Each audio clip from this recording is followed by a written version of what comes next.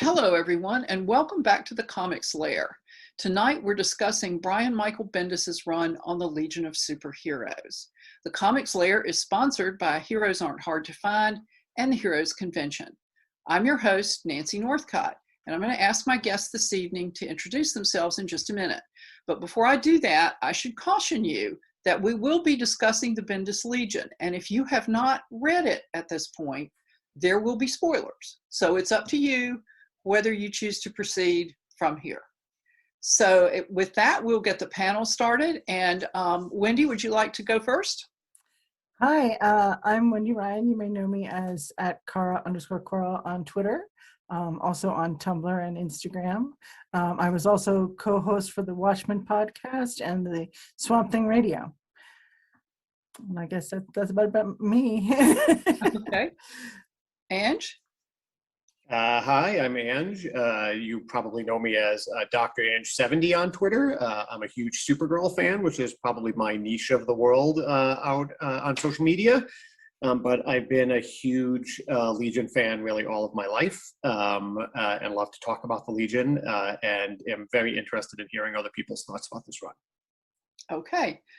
Well, just in general, let's start with the topic of the evening, and then we'll kind of back up and circle around to it. Overall, how did you feel about these 12 issues, 14 if you count Future State? Ange? So I will freely admit that I actually like Brian Michael Bendis's writing and was a big fan of his Superman and Action Comics run, which I think had both its fans and its detractors. And when he said that he was doing the Legion, having read some of his New Avengers and having read some of his old New X-Men, I said, here's a guy that I think can handle a team and a team book with as many characters as the Legion is going to have. And I will say that overall, I have been pleased. As someone who has read multiple iterations of the Legion, some of which I like more than others, and for somebody who actually was driven away from the Legion for a few years, only to come back when the 3-boot happened, I'll say that I think this one is kind of walking the fine line that I think most people struggle with the Legion, which is you have to appeal to its long-standing history and its fans that love its long-standing history and continuity while introducing new concepts or making it fresh so that new fans can come in and pick it up right from issue number 1 and dive right in. And I think that he's really done a good job of that. So I am pro this run. Okay. Wendy? I have a long love-hate relationship with Bendis, and I've been frank with him about it all this time. So I'll tell you like how that goes back. Of course, when Bendis was first on the scene, I'm going to say about 20 years ago, right? I really loved Powers, and I really loved Ultimate Spider-Man, and it was just excellent, fresh writing. And I remember reading a Wizard magazine article, like we're all old here, so we all used to read Wizard magazine articles before the internet was, had its legs under it. But I remember an old Wizard magazine where he did an interview talking about his Ultimate X-Men run, where he was writing, he decided instead of doing the whole Ultimate X-Men team, he was only going to do a story about Wolverine and Spider-Man, who's not really even on the Ultimate X-Men. But when he said it was because he didn't feel comfortable handling team books, and it was kind of beyond his reach. Now, then you had the huge exodus from Marvel, and suddenly Bendis was writing all of the books at Marvel, and he kind of got his sea legs under him. Now, in that time, because he had free range, he did a lot of things that were controversial. And at that time, I was a huge Quicksilver and Scarlet Witch fan. And he kind of made it impossible for them to be heroes for a very long time. So while I loved Powers and Ultimate Spider-Man, I did go around for about 15 years muttering his name as a curse word under my breath on a regular basis every Wednesday. And then when he came over he was so excited about it that he started to get me excited about it. And he was doing a lot of sharing online, and I kind of feel the understanding that he was really trying to get to the heart of what these heroes are. And we could talk about the ways in which he really succeeded, and then the ways in which he didn't quite succeed, and the things that, we would like to see different if it comes back. But I think for me, I almost feel like, and I've posted this on Twitter a couple of times, I almost feel like he said, gosh, I really sprocked Wendy over back 15 years ago. I'm going to go in and do something nice for her. And I think what he did with Brainiac 5 in particular, I think I really liked that compared to 3-Boot, whereas I enjoyed 3-Boot a lot, but that was real docs, right? It was very barely Quirrell. And I feel like now we're back to, this is, I recognize this Brainiac. He's got a lot of heart, and he's trying to do right by the world. And I think that was good for me. Now, I don't think that everything he changed was that successful. And I think that some of the way that he wrote it made it a little inaccessible for any reader. But I think that there's a lot of good in it, and then I think we could talk about the shortcomings later. We will, but I don't hate it, and I enjoyed it, and I enjoyed picking up Legion every year. I had my children in 2013, and their entire lives up until the point that this book came out, there had not been a Legion comic. And it was just like, I had raised them on, they literally, there's a drawer in the bathroom with stacks, and everybody's going to hate me for doing this to the Levitz Giffen age Legion, but there's a stack of 70s, 80s Legion in the bathroom door for them to read. Not in great condition, but because there just isn't anything, there wasn't anything for them to read at the time. And now finally, we had Legion back. I'm scared that it's not in the solicitations now.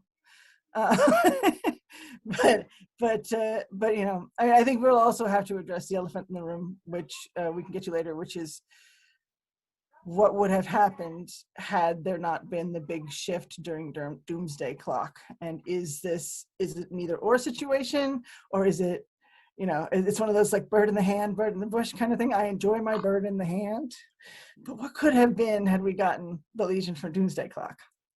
Well, the only reason I bought Doomsday Clock was because Saturday it's not my kind of story. When the Bendis Legion came out, I decided I'm going to give this book a year because it was so different from the Legion I grew up with. And not just in the appearances of the characters. And we'll talk about that in a little bit, but a lot of it was different. And I thought, I'm bringing, as you've both said, decades of preconceived images of the Legion. And so it's a Legion book.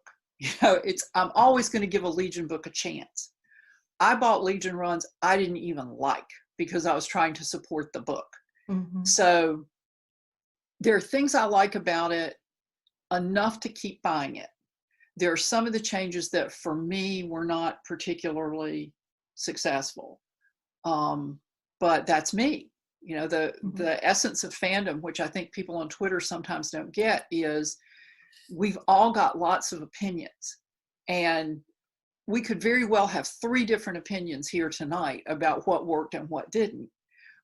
But what makes fandom fun is all those different opinions. And so I'm kind of more positive than negative on it. I had some issues with the story structure that we can talk about, but there are issues I have with almost every DC book. So it's not unique to the Legion. So that's kind of a nice way to segue into what did you think worked best? Wendy, you want to start? I liked his take on Brainy. I liked the fact that he seemed to be aware he was in a comic book at times. And he's like, I have to get the story structure right, or DC's not gonna, it was very meta. It's like, if we don't fix the time period in the past, then they're gonna reboot us again. We're gonna have to start over. And I liked that kind of insight. There were a lot of little pieces that were good. Some of the stuff I had problems with early on, I think he fixed later. Like at one point, Timberwolf said he was raised by a wolf, and then you find out later that was a joke. So it's just like, but it was like no. But and Zola Ack, I thought was interesting that it's not that the White Witch was not Missa in this universe. It was Zola Ack. I thought, but I was for a long time really upset about that because I'm like, this isn't Missa. What are you doing? I think he kind of worked on the end. The things that didn't work for me a lot on this book were technical. In that one, you have Ryan Sook doing beautiful artwork, and it is covered in word balloons. I want him to release a trade with all of the word bubbles on cellophane so that you could be like, see what's going on underneath. They will never do it, but it would be cool because there's just too much. And it's not, sometimes it wasn't, like Bendis, that's the way Bendis writes, and sometimes I really appreciate it, but I think it could have been edited down taken about 40% of that dialogue away and not have lost anything. I think that was great. I think sometimes he had trouble finding, okay, the Legion has a core and the Legion has utility, characters, right? There are characters that, in order for it to be the Legion, and we can talk about this more later, it has to have a certain number of characters on it. And in this book, I thought those characters were decently developed. I think it's like WandaVision, right? The farther away you get from what's going on with Wanda right now, the less detail your character has, to the point where there was a large number of characters that I'm sure he had huge plans for, but the voices weren't different. Like you couldn't really tell who was saying what. In some places it was important to know. And he knew, I'm sure, who was saying what, but it wasn't necessarily, like reading it, I can't understand. There were a couple, I feel like, I know Wildfire is one of his favorite, and you could tell it was Wildfire when Wildfire was talking. Timberwolf a little bit too. But, even, there was just, there was not a clarity of voice, there was not a clarity of intent. A lot of that had to do with the fact that he chose something very different in the beginning, with jumping into the action before doing what everyone else had done, was let's go through each Legionnaire and tell you their backstory, which I'm glad, because enough. but I think doing that meant, because these are such different characters, that you really couldn't necessarily figure out who was who. And it was like the Legion was a character, and then there were a couple of other Legionnaires, like Saturn Girl, maybe Mon-El, Brainiac 5, Cosmic Boy, kind of, although he came and he went, and but there were a few characters that were well defined. John was obviously well defined, and the rest of them were kind of like the blob of Legionnaires that go here and go there, and they all say funny things. And I think that not having the appropriate build off of that did kind of hurt in the long run. Although I do admire him for trying something different. And you have it. Yeah, I'm going to love this conversation, because there are things that I think it's going to be just like you said. Things that you guys might not like, I actually love. And so I think what has happened with me is that I will always say that the Legion was my first comic that I ever read. I have this battered Superboy and the Legion of Superheroes number 211 that is probably apocryphal, but I call that my first comic book, and I still have it. And I've read the Legion, throughout all of those times. It's always been a book that I picked up. And so when 5YL happened, I loved 5YL. And I know that that's probably a third rail for some people. And then when they made Rock the Time Trapper, I quit. And then, so I actually quit. I didn't read the Abnett Lanning stuff at all, and came back when 3 Boot happened. And when 3 Boot happened, I kind of came in with this weird, I was an older reader. I loved the Legion. I had seen it go through this 5YL, was being rebooted. And I said, really what I'm going to be looking for here is there enough to keep me as the old school reader happy? And is it fresh enough that somebody who's not an old school reader can read? Because let's face it, we're dying off. And right. And if you ask like a 15-year-old who walked in, they're probably not going to care, because they're going to say it's that old book with all those things. So when he took over, I said, let me just I'm going to bring that same sort of that viewpoint of trying to see like what is old school and what is a little bit different enough. And it really, I feel, is a tightrope. So, the first thing he did, and boy, he's gotten a lot of hate for this, is he aged John, right? So John goes from 12 in a spectacular Super Sons book, and like with great Peter Tomasi stories in Superman, to now being 17 or 18 because he's tortured on a world outside of time for years by Ultraman, right? But comes through it and now is joining the Legion, which is cool because I grew up with Superboy and the Legion of Superheroes, and now it's Superboy and the Legion of Superheroes again, even though the title is just Legion.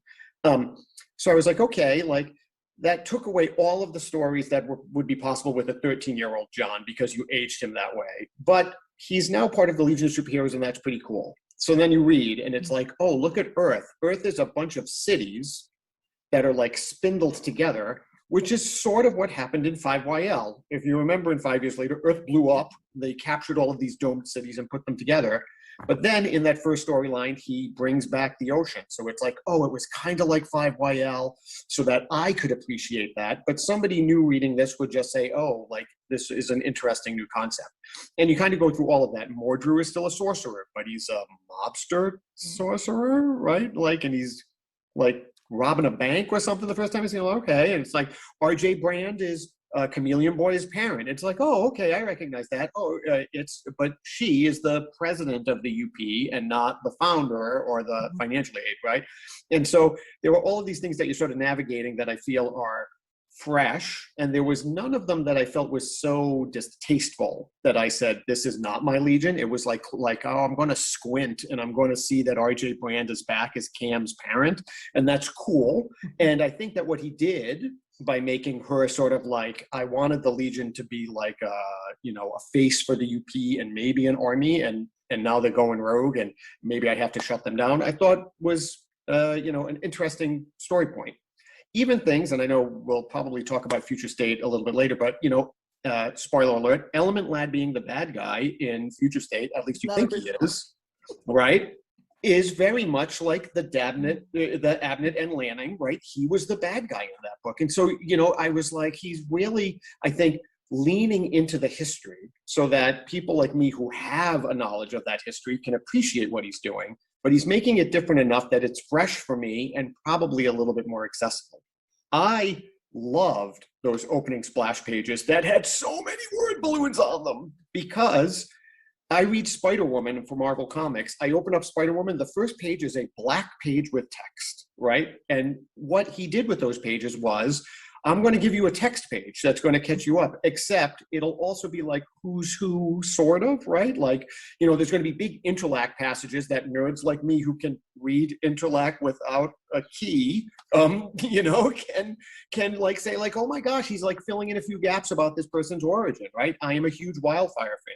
Wildfire is my favorite Legionnaire. To have him called Erg-Wan and to have like the first line be Wildfire is not an it, right? Because Wildfire, he thinks he's a person, right? All of these things I thought worked very, very well. But it's a Bendis book, right? So like most of the complaints that I heard was like, oh my gosh, all they do is talk, they talk. Whereas like the adventure part of this, it comes in little spurts. The other thing that I thought worked very, very well was he had that kind of gimmick, probably to give Ryan Sook time to get ahead, right? Because Sook takes a long time and it's worth it. Like Sook is like beautiful, but he did those 2 issues where like he just got a ton of artists to do one page dedicated to one Legionnaire. So I agree with you, Wendy. There are characters that we see a lot of. We see a lot of the Rands twins. We see a lot of Ultra Boy. We see a lot of Mon-El. We see a lot of John, but I don't know if I've ever seen Matter Eagle Lad, right? I know he's there. I don't think we've ever seen Shrinking Violet. She's purple, right? Like, show me Shrinking Violet. She was going out with Mon-El at one point. That's all I know about her. Right. And like, and Phantom Girl has powers where she can create portals that people can go through, right? So there's like, and so there are all of these things that maybe he's like, oh, I'm going to eventually get there. But he hasn't gotten there. And so I think that gimmick 2 issues of giving everybody one page at least gave you a taste. Like, I have a little bit of a better understanding of who Block is because of that page. And I have a little bit of a better understanding of who Shadowlass is because of that page. And I have a little bit of a better understanding of who Dream Girl is because of that page. Who knows if I would ever get that, like, organically in a story, because we start with 25 Legionnaires, right? And it's just going to be impossible to give everybody a moment unless you force a moment on them.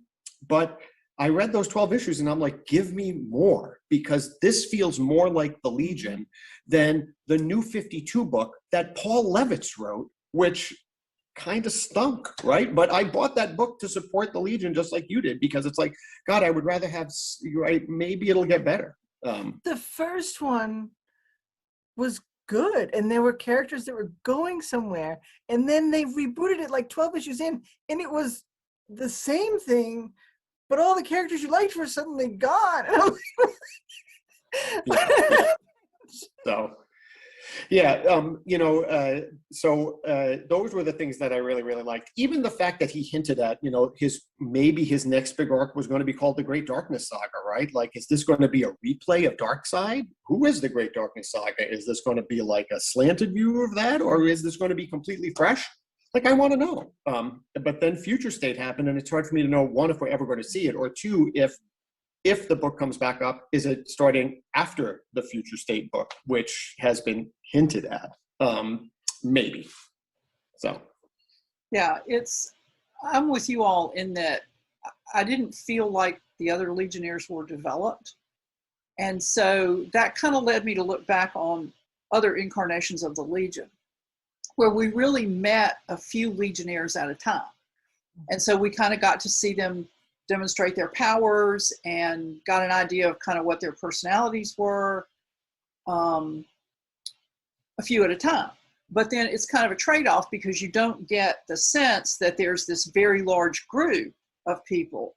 But there were Legionnaires in various panels, and I was reading back through, getting ready for tonight, and I can't remember which Legionnaire it was. I thought, I don't know who that is, because, they all look different.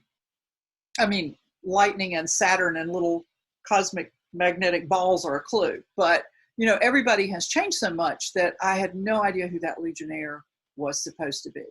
And we didn't find out for several issues, because they don't always have the little, I cannot pronounce what they call it, the little squares that identify them.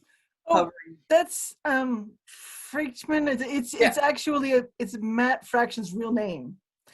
He was using it on the X-Men, and that's why he put it in. My problem with those, though, is that it was a great idea, except you couldn't read them half the time, because they're an angle, kind of. Yeah. I liked the fact that they kept the core of the origin story the same. They changed it around the edges, like the R.J. Brand change, with R.J. Brand being a female, and this was by invitation. It wasn't they all ended up on the ship by coincidence. I liked having a look at the Rand's family, because in the older versions, we knew Garth and Ayla were twins, aside from some writers who apparently thought Garth and Necht were twins and therefore needed to read up a little more before they started writing. But we really didn't know much about their family. It's like their parents just went poof and disappeared when Garth left to look for Necht. I did not like the long talky things, where there's a 2-page spread. It was, I think, when they were on Daxam and they were in the nursery playing with Mon-El's kids. And there were a couple of other bits like that in different issues, where everybody kind of tosses in a line, but for the most part, it didn't do anything to build character development, and it didn't advance the story. And that's kind of my problem, not just with Bendis's Legion, but with a lot of DC books, is that they seem to be paced for the trades rather than a story that moves right along in the issue that you're holding in front of you and kind of makes progress. I liked the different look of the Legionnaires. It took some getting used to, because for my whole life, they've not looked like that. But I think variety is a good thing, that it's nice if you can open a book and see somebody who reminds you of you, somebody that you can relate to, an alien character who really doesn't look like they grew up next door and have some makeup on. I mean, I liked those things. I'm not crazy about the aging up of John, because even though I too grew up with Superboy as a member of the Legion of Superheroes, I loved those Super Sons books. And they're like, I didn't think the Damian Wayne issue worked. I thought it was kind of a nothing burger. It's like they could have said, John, we can't tell you, but leave Damian out of this. And nobody did. And that made me think, did she ever give him a post-hypnotic suggestion so he can't remember when he goes back and forth? Not that I mean, I might have missed it. but I don't think so. And but for me, the heretical thing that he did that made my head start to explode was Immerjohn. I'm Team Garth. I have been Team Garth since the first issue I read of the Legion of Superheroes. It's like, no, no, no, and no again. No. So, I mean, obviously it wasn't enough to put me off reading the book, but that's one of my favorite pairings in all of comics. And it probably is because of its origins in the Silver Age, the way that pairing came about. And for those who have not read the Silver Age Legion, that is, Zaryan the Conqueror was on his way to Earth, and the Naltorians warned the Legion, sent a little rocket satellite thing to warn the legions that one legionnaire would die facing Zaryan. So Saturn Girl cheated in the Legion election and kicked everybody out or put them on suspension. Only Mon-El, who was then in the Phantom Zone, and if you know your Legion from Supergirl, you don't know that, so just don't worry about it, warned Lightning Lad. And Lightning Lad went after her, and he died for her. And my little girl heart just went pit-a-pat and totally fell in love. And so this is like discarding a piece of my childhood to change that relationship. So it's been pretty consistent. I mean, there's a little bit of time where she had a thing for Cause, but it wasn't like really hardcore. And again, and to understand the impact of the Silver Age story, the heroes didn't die. Everything was resolved before the end of the issue. So when this happened, it was like, you walk away, you're like, what? You know, because this kind of thing didn't happen. It was like nowadays, you know, heroes die all the time permanently, you know, maybe they're dead for 25 years, like Barry Allen, right? But back then it was a real shocker and a heartbreaker. Yeah, I mean, the follow-up to that story is, of course, she then is going to sacrifice herself to, like, I have a, you know, there's, if lightning hits something, it's going to restart him, and I have a superconductive metal in my hand because he gave his life for me, I'm going to give my life for him. Of course, it ends up being Prody that happens to, spoiler alert, but yeah, you know, I mean, one of the fun things about the Legion is their romances, right? It's like a teen book, right? And so you can have your 1-2 pairs, right? And so it's like, it's Mon-El and Shadowlass, right? It's Ultra Boy and Phantom Girl. Joe and Tinia, that's even more constant than any of the others. Yeah, right. Yeah, exactly. And so I can see why you're feeling that way. Look, how do you think I feel? Right, the doomed Wildfire Dawnstar romance, right? Which is like doomed. She rescued him. She rescued him, but then she kind of, who did she look at? I think she looked at Ultra Boy in the last issue of the Bendis one. It was like, you're pretty hot. Like, let's you know, let's go into the tent. So so I feel you. I understand. Your pain. Yeah, it's before we move on, Wendy, you wrote an article about Legion romances. Would you like to tell everybody where they can find that article? Oh gosh, you just post a link later. Okay, we can post it. Yeah, I did rank the Legion romances, and I went into some pretty deep detail, and a lot of these are pretty consistent. And there were a few nice ones that come up later. A lot of them have been consistent. I mean, we're not talking about like, you know, so-and-so had a little relationship at one time. We're talking about like 50-year-long relationships that Bendis is changing. So it's not, and I'm going to say very clearly that I feel that things have an entropy and that Saturn Girl and Lightning Lad would have ended up together over time. I think she has, I don't think that she would have permanently been, although we don't know, like, with the one thing I will say is when Triplicate Girl in the Silver Age had a crush on Superboy, she knew he was going to marry Lois Lane. And we don't know who John's great romance is. So for the first time in forever, you don't know if he's going to end up with the Legion or if he's going to go back to his own life. If I can ask sort of a follow-up question, Nancy. So you've told us how you were hurt by the John Imra pairing. And so Wendy, in the 3-boot, were you just as hurt of the brainy Dream Girl romance, especially because Mark Waid actually brought Supergirl into that Legion? I think there was some, his hands were tied at a certain point because here's what I think. I don't think he had any intention originally of putting Dream Girl with Brainiac 5. And I think that one issue where she says, "You'll feel differently when we're married," and then everyone was like, and it was just like, I was, blown over by that, because at the time I think Supergirl was unrecognizable. Mm-hmm. I mean, I think if she was back at that time, she was just back.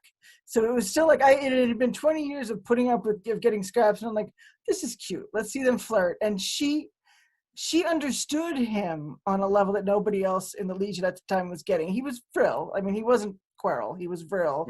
And if you don't know who Vril Dox is, L.E.G.I.O.N is Brainiac's son and Brainy's ancestor, and he's very snarky. And I think Brainy should be a little snarky, but it's only when appropriate. And I think he was kind of, and I did like that relationship until the Shooter run on it. Because I liked that she understood him, that she was there for him, and that she really had an appreciation for him. And you'd always seen Dream Girl have an appreciation for him, but never, he was always Supergirl on the mind all the time. But but I think when it got to the Jim Shooter run, it went to a dark place that is probably my least favorite set of Legion books ever. So, and it was just like that really, like, and it wasn't just them. Like, there was really kind of disgusting stuff happening with all of the Legionnaires at that point in time. Yeah. Yeah. To pick up on what you said about entropy and Lightning Lad and Saturn Girl, it reminded me that on the Supergirl show, when Mon-El and Imra had their discussion about their relationship and agreed that this was not something that they were going to carry forward, she said, "I want someone who chooses me with his whole heart." That's Lightning Lad. So I sort of like to think that they went back to the future, and because they stopped the blight, Wynneth wasn't destroyed, and he came and joined the Legion, and I'd be really upset with the producers if they do something to undercut my happy little fantasy by the end of this season. But, we all get invested in things. And I think we're more likely to have a preference for what we fell in love with first.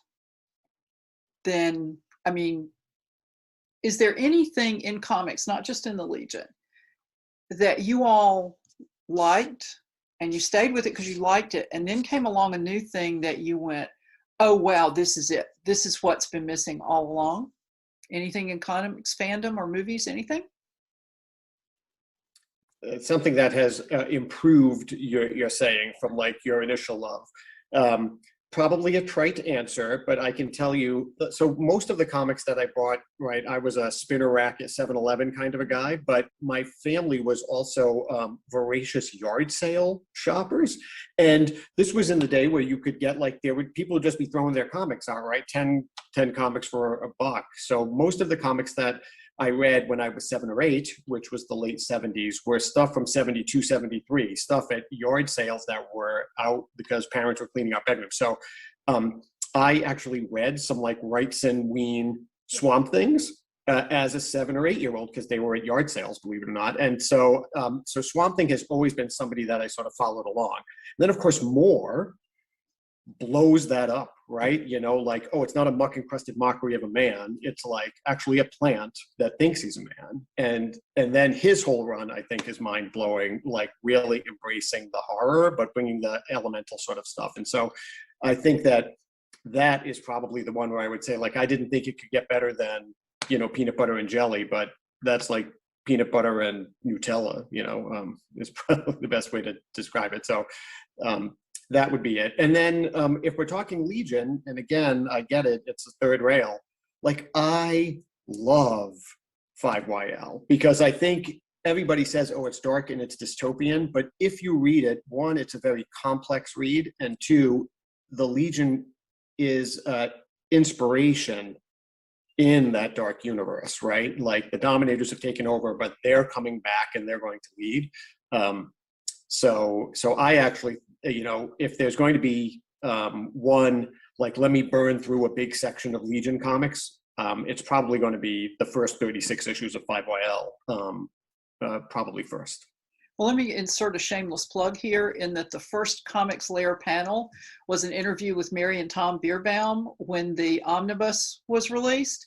And so if people want to look that up and see more about what Ange is talking about, you can just put their names in the search function on the ConTinual webpage. And Wendy, sorry to preempt you, but when you have to do a shameless plug, you have to do it when you have to. You gotta do it. I'm gonna say that I think Ange's love for the 5 years later may have a tiny bit to do with the fact that they brought Supergirl back in a way that is sort of in a way, but more Supergirl than Matrix, in my opinion. Yes, very much, very much. And I mean, in the 5 year later was very thoughtful, and they went to very thoughtful places. And I think bringing in the kids, though it seemed like a ploy to get younger readers, and I think it was a ploy, they used it in such a way that was really introspective, that really made you think about what would happen if suddenly 15-year-old you showed up. And I'm like, oh gosh, poor kid. Yeah. You know, anyway. But I don't know, as far as Legion is concerned, I think there was, my least favorite Legion is kind of the PZH before Abnett and Lanning. And I think when Legion Lost came out and they kind of shed a lot of the outside and said, again, when you want the Legion, who is it? And what is the core? And what is the minimum that we can do and have you still say it's Legion? And be smart and write smart sci-fi. And I think that's the thing that was missing. It's like, I want smart, concise sci-fi, and I want the relationships and the characterizations to be in there, but it has to be interwoven into the sci-fi, right? I mean, like, it's you shouldn't have a whole episode about how two people about a romance unless it's like epic, like Brainy crying about Kara dying. That was worth, and it wasn't a whole issue, it was like a third of an issue. That was worth it because it was a huge epic thing. But like, it really, everything else with them was in between. Like, you're not gonna have a whole issue about their relationship, like they go off on vacation, not like Vision and the Scarlet Witch where they get 12 issues in suburbia. But which is, I like that too. But but you get this like really good sci-fi, and I want thinky. And I think that's what Legion Lost did at that time. Yeah, I liked Legion Lost too. I started reading Legion in the Silver Age. In fact, the first Legion story I ever read was The Stolen Superpowers. And so naturally, I fell in love with the story. And then, so of course, I fell in love with the Legion too. And there was a period where I wasn't reading comics very much. Just other stuff was happening and I just didn't read much. So I missed the whole run of the Legion and Supergirl. And I've had to go back and pick it up in trades. But I liked Legion Lost a lot. And I also quit reading when the Time Trapper turned out to be Cosmic Boy. It's like, no, this is the major Legion villain of my childhood. He cannot be Cosmic Boy. No. But it's, for me, I liked Daredevil. It was a book I read off and on. And then I picked up the Frank Miller Daredevil run and really just fell in love with it. But then kind of after that Kingpin saga was over with, it didn't hold me. And I hadn't looked at it in at least a decade. And I dropped Nightwing because I hated Rick Grayson. No offense if you happen to like that storyline. I loathed and despised it, but to each their own. But I was trying to look for something else. And the guys in my local shop said, well, have you looked at Daredevil lately? Because there's something really good coming with Daredevil. And it was right before the Without Fear miniseries ran. And I read that miniseries and I read the first Zdarsky issue and it was like primo Daredevil. So I felt like that the way Ange felt about 5 years later. And for the Legion, the Silver Age is always going to own my heart, but I did like Legion Lost a lot. We talked a little bit about the version of Earth that's in this book, the spindly little glass dome things. What did you? I get the impression Ange kind of liked it. Was that accurate? Yeah, I mean, I think that as I was reading this Bendis run, I was like, oh, look, that's a sprinkle of Silver Age. That's a sprinkle of Giffen Levitz. This is a sprinkle of Five Wise Later, right? So, I think that he honestly said, I'm going to read all of these different incarnations, and I'm going to try to meld them into something that fans of all of those different things will be able to see homages. And so when the first time it's like, this is Earth and it's just cities held together by this thing, I was like, this has to be an homage to the Earth in the middle of the 5YL run when it gets exploded, and it's just really a network of cities. And so I was like, I guess I like that because it is that homage, and it kind of is both new for people but I recognized what it was. But then very quickly he takes it away, right? The end of that arc is, all of the oceans are trapped within Aquaman's trident, and we're going to release all of those oceans, and suddenly these domed cities now have water between them, and we're back to sort of like a continental Earth. I don't know where the atmosphere came from or anything like that. I won't ask a lot of questions. But I also think that, if you give yourself this planet as just domed cities that are connected by thin rock, you're probably limiting your storytelling. And so I think that he was like, I'm going to show you this. People who know what it means will know what it means. Now I'm going to take it away. Hooray, we're back on an Earth-type planet. And I was okay with that because I do think that it limits what the stories that you're able to tell. And I thought, the fact that it was like Aquaman's trident was maybe brought in Aquaman fans. I'm just like, I'm hoping any new reader will pick up this book. I did also like the fact that when John first showed up there, he thought it was a bottled city, and he kind of flipped out. Because that was just post Kandor being destroyed too, which Bendis. But that was my favorite bit with the cities and globes thing, was John's reaction of, we're in a bottled city. We kind of have a thing about bottled cities. It was cute, I thought. Yeah. Not really okay. But yeah. But there was something when I was looking back at it tonight, maybe you all can tell me if I missed it, because they come back with the trident and there's a fight about the trident and water gets released all over Earth. Well, we never saw that water get pulled back into the trident, and then the trident gets stolen, and then they're out in space and they're in the middle of a fight, and somebody, it might have been Brainy, said, what did I say about touching the trident? And John touches the trident and water everywhere. I read it again today. I think I understand it. And this is part of my problem is that it moves so fast and there's so much dialogue that sometimes the big architecture gets lost. So if you listen to the president later, I think what happened was Monel made a huge mess, but Computo and Brainiac 5 figured out how to get it back where it was supposed to be. And she says, and some, I did a lot of math and and they fixed it, and it ended up being a good thing. But I think it was Brainy's intention to do it. I think Monel maybe made that have to happen a little bit sooner. Yeah. Sounds about right. It is one of the things that, as you said, Wendy, sometimes what happens with Bendis is he has a big threat, and then he sort of writes himself into a corner, and then suddenly it's like, I'm just going to use one panel to explain it, and it's going to go away, right? Mm-hmm. So it's like, Rogel Czar, we're going to fight for 8 issues. Oh, I'm going to put you in the Phantom Zone, right? And so I think that is one. If there's one thing that is equipped, is that he introduces somebody who's a massive threat, and then magically the threat just sort of goes away. Something magical happens, and then you have to say wait, what just happened? And sort of reread the panel over again to sort of make sure that you understand.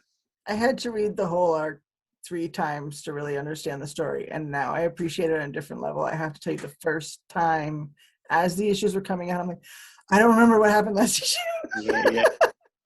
Yeah. I gotta go back. Who's doing what? Who is this guy? It's so I think, maybe that is writing for the trade. Again, I think that there could have been a little more focus on the dialogue, Whereas the thing is, and I get it, because, and this is as a writer, you get it too, is that there's really good stuff, but there's just too much of it. And which one do you cut? Like, do you cut this joke or that joke? Sometimes he was saying things over and over again because it was funny and it made a point, but it didn't necessarily, like, people made jokes about how, like, every third line in the book was, you know, and this is the Legion of Superheroes.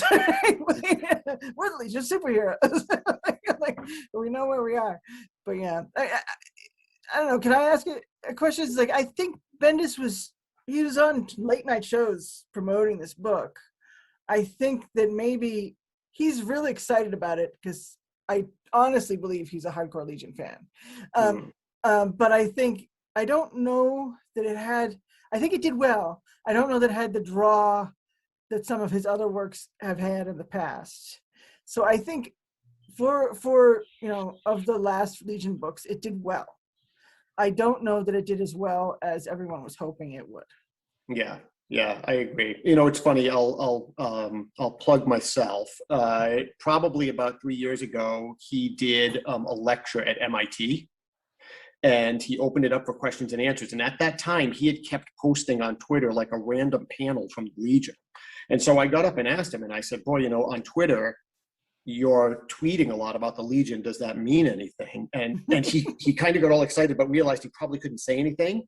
And he said something like, "All I can tell you is that if somebody endeavored to write the Legion of Superheroes, they are probably the craziest person to ever try to do something, because it is such a massive thing to hold together that they would have to be crazy." But there was, you could almost sense like this excitement. And so I agree. I think that he like loves these characters and loves this book and wants to write the hell out of this book. But I think it's a hard sell. It's been a hard sell, I would say, since the mid 80s, right? In the heyday of Levitt's Giffen. And it's a tight place too, because you want to bring the new reader in, and yet, if you don't put everybody's favorite character into the book from issue 1, somebody's going to be saying, "I'm boycotting this because Timberwolf isn't in it," or whatever. And I'm like, you know, I love Timberwolf too, but he can come in issue 5 and we'll be okay. Yeah. But I mean, I think it's kind of that. I mean, you have that thing of like, everybody has a favorite character, and there's a lot of them that have been forgotten. You're never going to see them again. Like, I would love to see Kid Quantum again, and I don't think we're going to see her anytime soon. I would love Harmonia Lee back to find out what was her deal, but I don't think we're going to get her back either.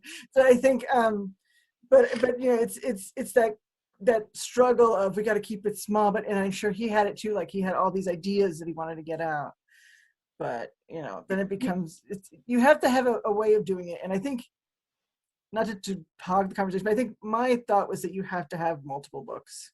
And I like what they did in the 100-page giants that are coming out in Walmart. And I don't know if this is going to continue, but there was some old school, they were set in the Silver Age, they were set in the Bronze Age, and they were new stories.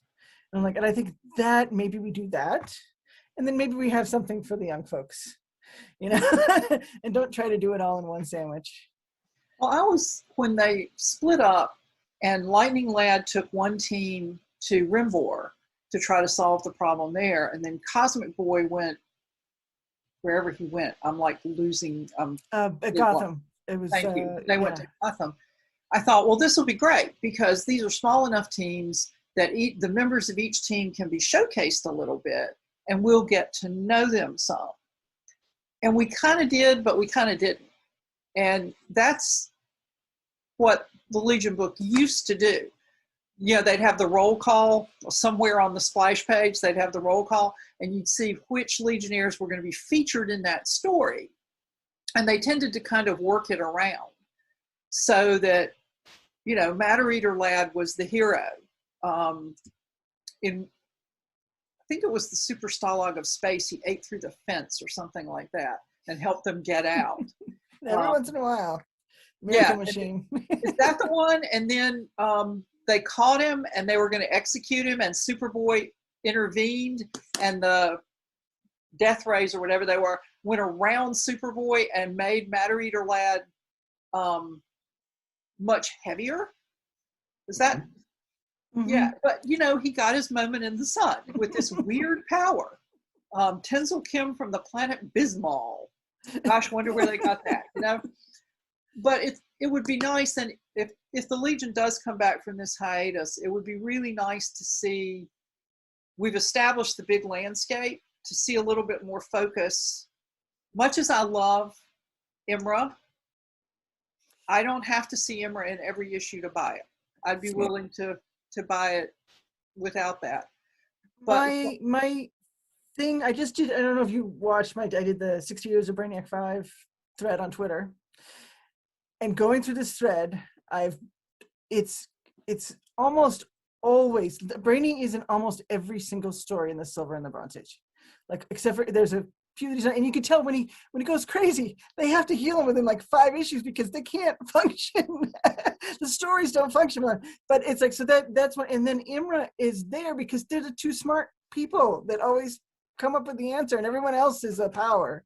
And they're the two in the core. So I feel like, and because of her relationship with John, I feel like those two should be maybe in almost every story and then rotate through others. And they don't have to be on the away team, right? They can be back at base. Like, I mean, that's the way it was in the Silver Age, the Bronze Age, figuring stuff out, and everybody else is out there doing it. And occasionally they'll go on field missions. That, I think, then you have a recognizable Legion. These are two characters everyone recognizes, and then everyone else kind of rotates through when there is a story that's appropriate for what they do. Then you got to make sure, though, to keep that even and fair so that everybody has a story that's appropriate for what they do. You know, if you look at some issues in the 70s and some issues in the Baxter series and things like that, there were backups, right? And so, and now when you look, unfortunately, comics are now $5 or $6, and a lot of them come with backup strips that are odious, right? You know, like, why am I even reading this? It's just really terrible. But one of the things sell another book, yeah, but one of the things that you could do if you really wanted to was say, like, okay, the first 20 pages are going to be the team book, and then we're going to have a 5-page Dream Girl solo adventure, or, you know, White Witch and Block will go out and do something, and you can sort of, like, you know, introduce characters that way to try to put those tendrils out. Because, I mean, Levitz did it great a lot because he had like A plot, B plot, C plot, right? And then the C plot would become the B plot when you resolve the A plot, right? And that's, you could try that. But I think that they were so desperate to, you know, again, it was like swallow the ocean, right? Like, we have to show you all of the Legion and like establish the universe and like make everything so that like you understand this book. Because there was not this organic, like, oh, it's gone through the Silver Age and the Bronze Age, and like people are sort of like warming up to it. It's new, and we have to explain things to you because we don't want you to drop it on issue 3, sort of thing. Well, in the Legion, back when they took over Adventure Comics with Adventure number 300, it was a much smaller group. I mean, Karate Kid, Princess Projectra, they joined later. I think Phantom Girl may have been already in it at that point. I don't remember her. Supergirl joined later. And so you kind of got to introduce to these people as they came along. And then the people who wrote the subsequent versions, I think, got, here's a box full of characters, and we want you to use them all and make all of their fans happy. And that's a big job. Yeah. But there's a lot of potential there. If they wanted to write a bunch of different books, you know, I mean, how many have it? Mon-El had a spinoff, Karate Kid had a spinoff. And I think you could do a lot with a lot of these other characters. Cosmic Boy had a spinoff, didn't he? That's right, but there's only like 3 issues, right? Yeah, Cosmic Boy had a miniseries. Timberwolf had his own series for a short period of time in the 5YL stuff. So they've tried. Well, the Legion is a hard gateway. And, you know, my son is really big into Pokemon. And people say, well, you know, kids, they just can't keep up with 25 characters and their real names and their homeworlds and their powers and their weaknesses. And I'm like, look, these kids can memorize 175 Pokemon with all of their developmental stages and what triggers the morph. Don't tell me they can't learn. It's not the 7-year-olds. The 7-year-olds are reading the Levitz Giffen Legionnaire. You know, they know all of the Legionnaires and their powers. But it's the 20-somethings who, you know, they're used to this really action-based double-page spread comic that it's like not. It's like there's too much. But I mean, I don't need for a comic to be successful. it doesn't need to even be 12 issues. You could have a 6-issue comic that tells a really good story, makes a really good trade, and you're good. And then you can move on to another character. It's like, it is what it is. But we got to do something different. We keep rebooting it over and over again from scratch and trying to do everything, trying to catch up, basically trying to take all 60 some odd years of history and condense it down into a tiny, one first page of the first issue. It's not gonna work. We have to do something. I mean, there are characters there that are worthwhile, and you build a universe around it. You just let's start with these two or this one, and then eventually people know all the characters. But I don't know. Well, as you were saying that, it occurred to me to wonder, it's one of those roads not taken things. If the origin story had been the first issue, the invitations to Earth for these characters, and we started with them and we added Block, and then they're going around inviting people, and they had built stories on these worlds. We really didn't see much of Orlando except Projector was kind of a stuck-up snob. I don't know. I'm not saying that's what they should have done. I just sort of wonder if starting with a smaller group and building on it makes it a little less intimidating. And I really hope it's not like your father's Oldsmobile. You remember those commercials? This is not your father's Oldsmobile. Yeah. This is not your mom or dad's Legion kind of thing. But the Legion origin was the same one that we tell every time. It wasn't, it hasn't significantly changed. I mean, I guess it has to be, but the animated series, one of the few things that the animated series didn't mess with, it was, this is how the Legion happens. And then Block was a nice addition to that, but it really didn't. And that wasn't, there was, for all of the things that were fundamentally very different, the origin story was I could have skipped that issue because I know the story. Didn't they spread it out over 2 issues? And it was the first, yes, a little bit, but really, so issue 4 was really the 3 founders, and then it was the start of going to get other people in the next book. Yeah. So, did you want to add anything, Ange?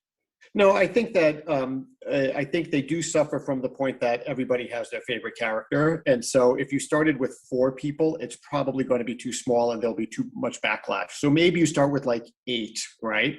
And you just have to be very careful about who you pick because that everybody's going to be exactly like, where's Timberwolf, right? I need that. Or, how can you not have Ayla and Vi, right? When there's such a great representation and something, right? They need to be there, right? And so I think that you would almost have to guarantee eventually we'll get there, and then you can do all sorts of crazy stuff let's have a Twitter poll, who should the next Legionnaire be, and put down names and have people vote, right? If you wanted to sort of get reader engagement, but I do think people read this book because they like a lot of characters. But I also agree that I might know what all of these people are, right? But to just again somebody in the background is a gold lantern, and we're not going to explain what that is tough, right? Especially when you say and there's going to be a gold lantern, but then 12 issues in, you barely get a taste of what they even do, right? So don't promote something unless you're going to give me something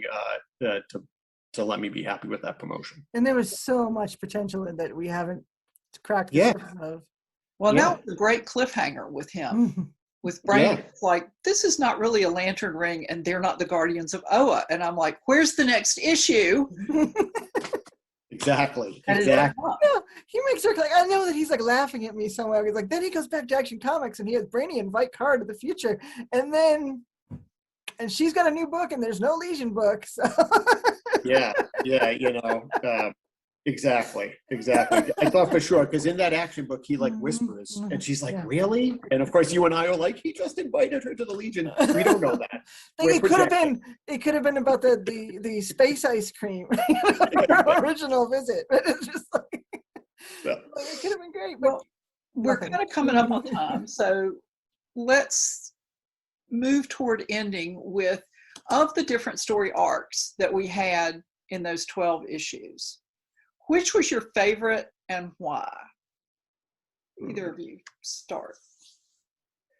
I'll start. I'll say that the first arc again, of sort of like finding Aquaman's trident, saving the world, and then like learning about Ultra Boy's father, and that there's this threat out there that everybody is trying to mobilize around that's a little bit known, that eventually we hear is the Great Darkness Saga. I thought that, again, as somebody who was like reading this and saying like, I hope it's recognizable, but I also hope it's new and interesting to sort of, because I don't want to rehash, it did that. And I was pleased. And again, when you say, and then Ryan Sook is going to do the art on all of those issues, right? And there's not going to be a 6-month gap between 4 and 5 because he had to catch up.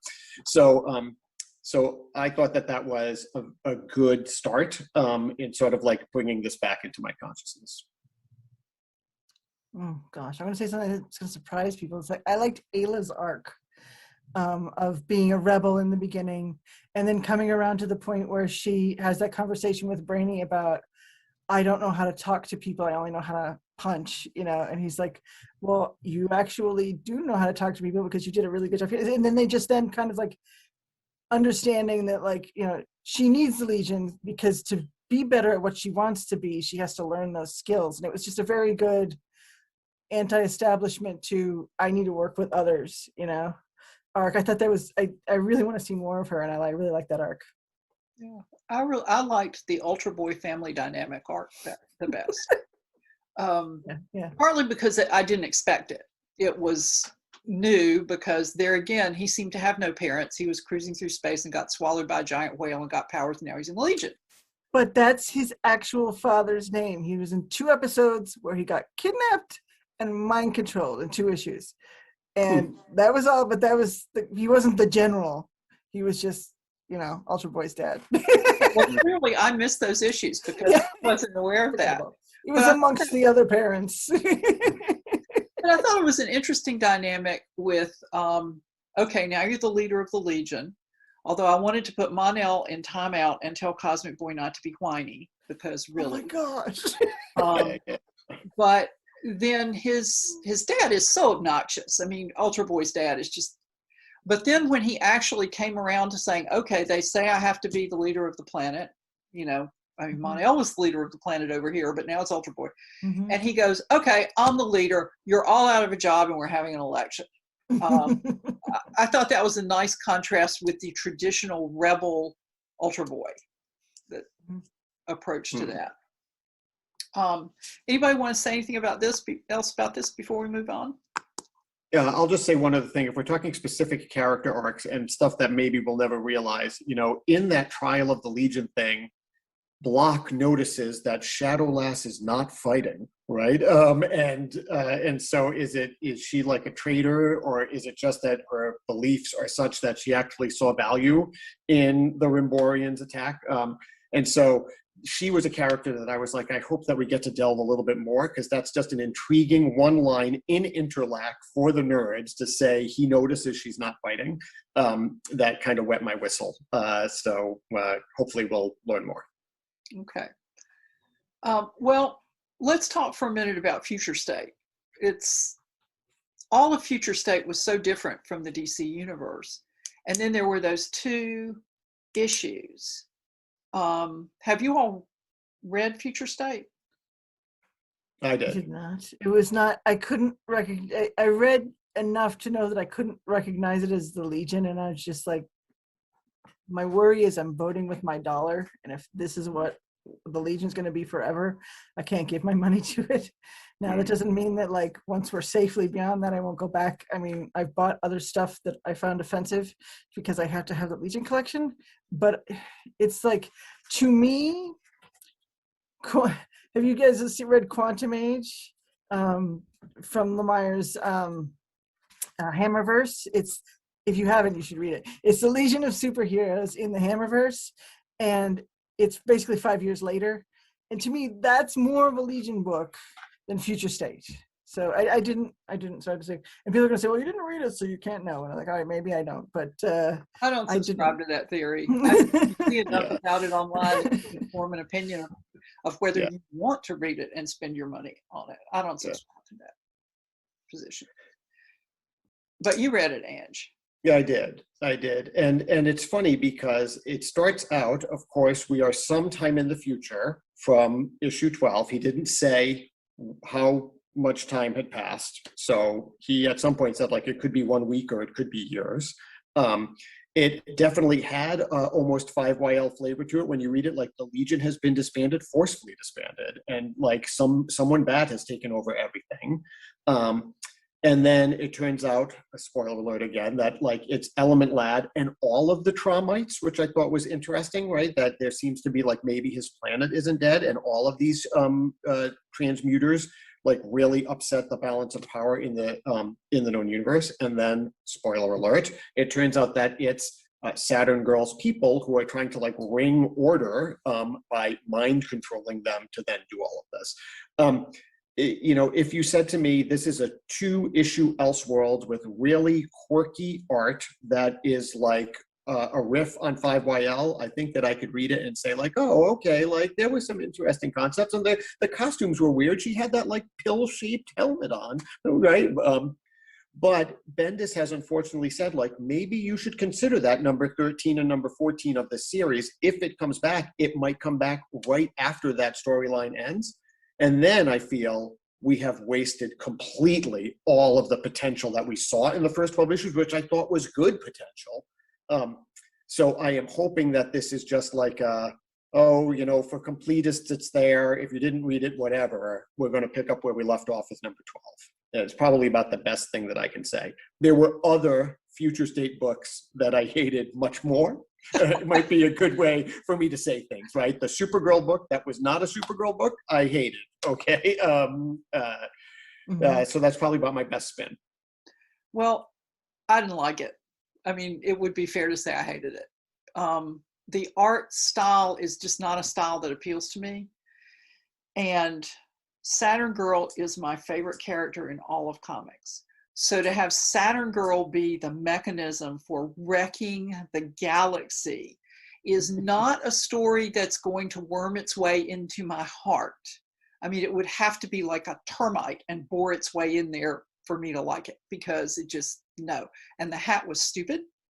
And I don't understand why Element Lad has to look quite so scraggy. And I kind of liked the notion that he was the last Traumian instead of the whole planet being out there. Because is it the Mystery Legionnaires, the title of his origin story, or something like that? He's Mystery Lad when he first turns up.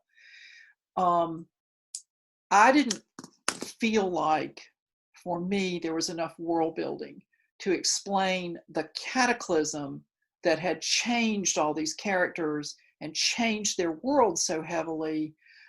A couple or 3 sentences like the Traumians went wild and they changed everything, that for me, that's not enough. I need a little more substantial explanation. And, the echoes of 5 years later, I noticed that too, but I don't really glom onto things like that. There was the Star Trek movie, the one with Benedict Cumberbatch in it. And they took lines from earlier Star Trek movies like Star Trek II, The Wrath of Khan, and they flipped the lines. So we're walking out of the theater and my husband goes, I thought that was pretty good. And I went, oh, I'm furious. And he's like, what? So I kind of went off. I've mercifully forgotten what they all were, but they were really fresh in my mind walking out of the theater. And he's just looking at me, because he's not a geek who goes to a movie 3 times if he likes it.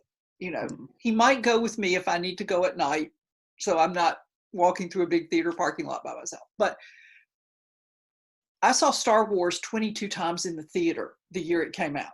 I mean, I'll never see that Star Trek movie again. And so when people say, well, it's an homage, my feeling is, write your own daggum movie. So for me, the 5 years later flavor to it was a little too close for me to be comfortable. And I'm sort of feeling the same way about this build up to the Great Darkness, unless it's some other kind of darkness, like they were kind of hinting that it might be, and then I'd be okay with it. But I'm sort of this belongs over here, that belongs over there. It's like mixing your green beans and your rice. Don't do that. Just eat them separately. Well, it's like, we'll go back to Supergirl a little bit, right? I mean, that speech that Supergirl made after she was dead to Dead Man in the Christmas special about, being a hero, you don't do it for the recognition, you don't do it for the love. And then to see this future state Supergirl who's kind of pissed because John gets all the recognition, I'm like, it's just not Supergirl. That's the point, like that, where we get to the point where you've taken so much away from her, she's no longer Supergirl. Yeah. But yeah. And I agree that if you're going to do an homage, understand you are going to be compared to the original, and you are probably going to be found lacking, right? You know, because the original is a classic that deserves to be homaged for a reason.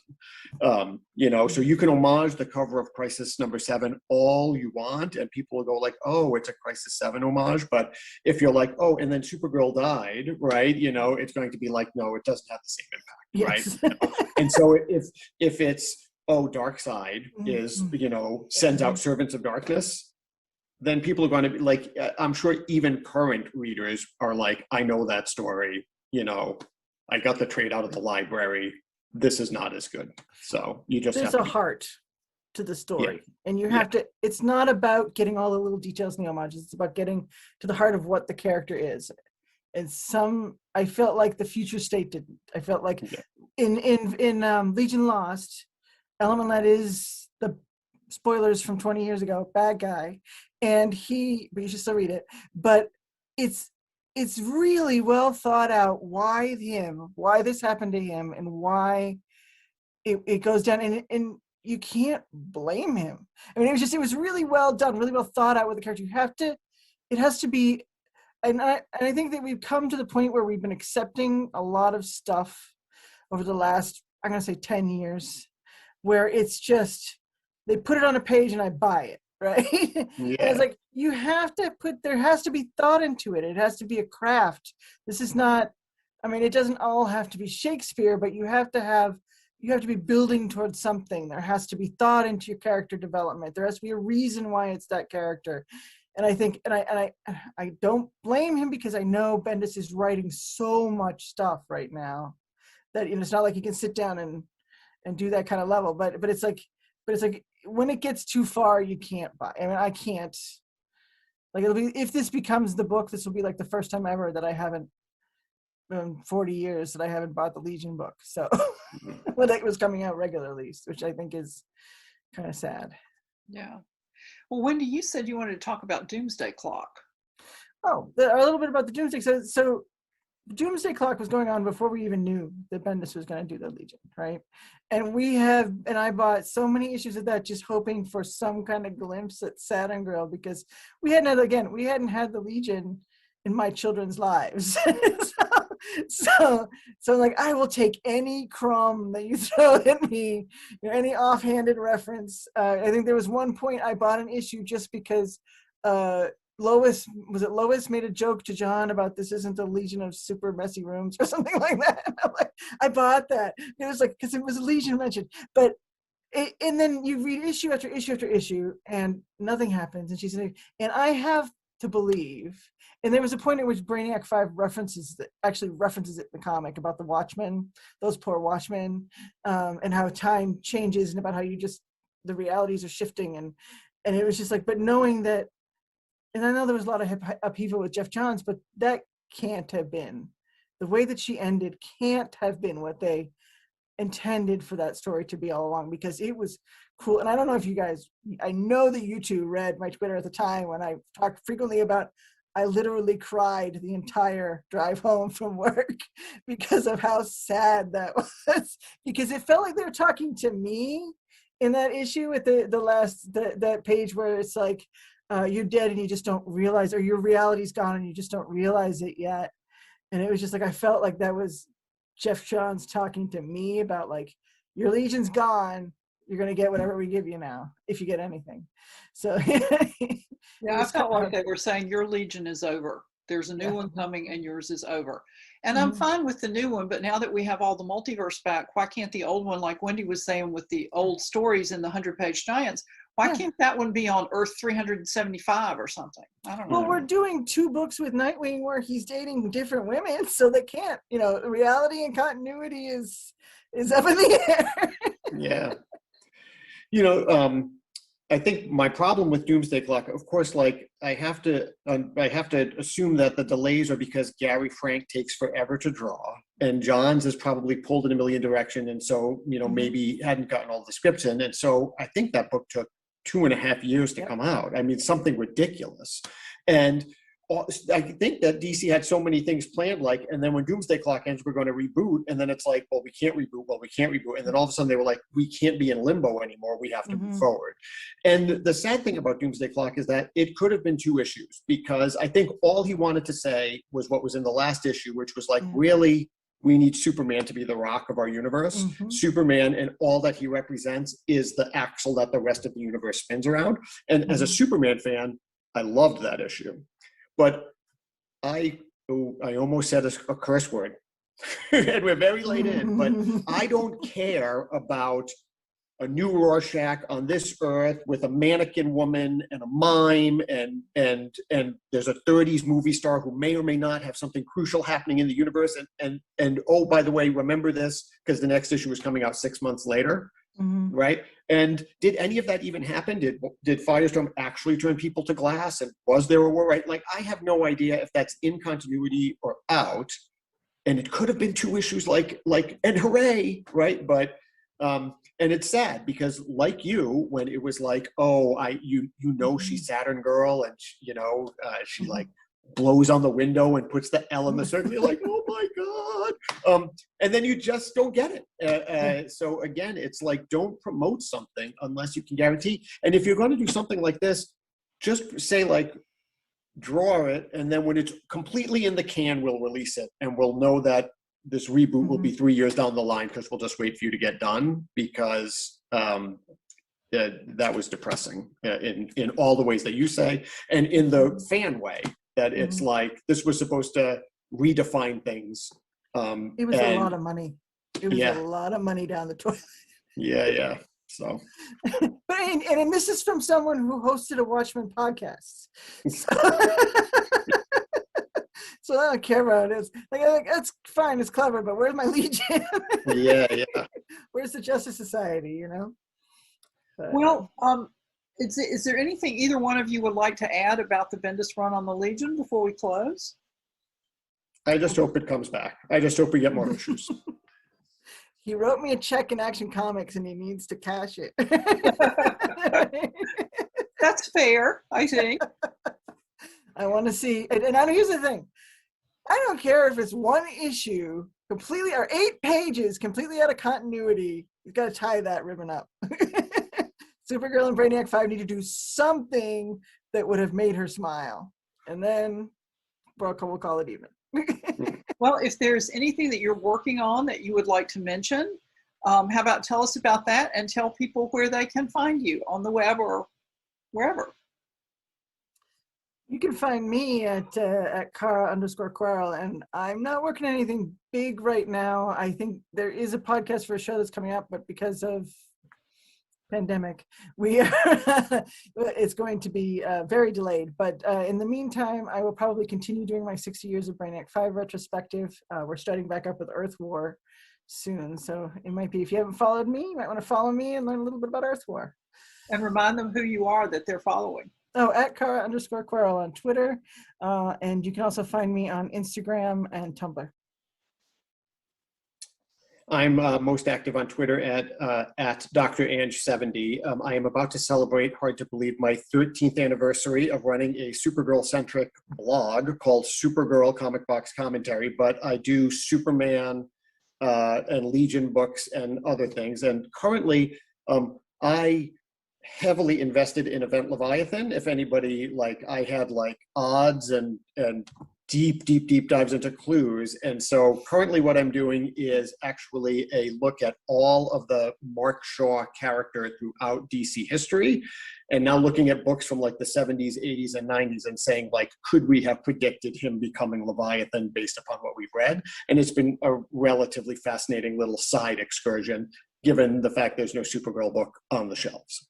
So that's what I've been working on right now. Yeah. Well, people can find me at nancynorthcott.com or here on ConTinual. I'm here a lot. And I'd like to thank you both for joining me this evening to discuss the Legion, and thanks to everyone who has watched. And thank you also to our sponsors, Heroes Aren't Hard to Find and the Heroes Convention.